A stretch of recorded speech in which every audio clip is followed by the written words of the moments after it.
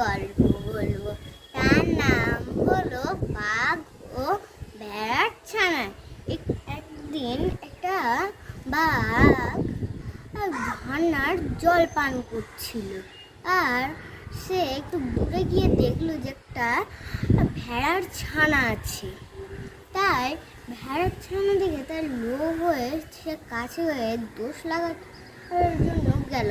কিন্তু এমনিতে কাউকে মারা যাবে না, দোষ লাগাতে হবে, তারপরে মারা যাবে।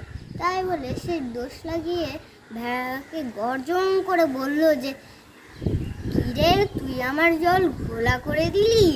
ভেড়ার ছানা বলল, না, আপনি তো ওপরে জল পান করছিলেন আর আমি তো নিচে জল পান করছিলাম, তাহলে নোংরা তো হওয়ার কথা নয়।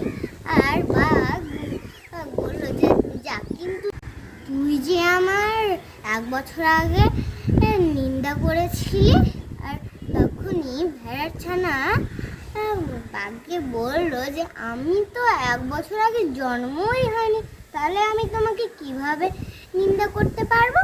আর বাঘ বলল যে, তুই নাহি করিসনি, তোর বাবা করেছে, আমি আজকে তোকে মেরে ফেলবো, তোর দোষ আছে এটাতে।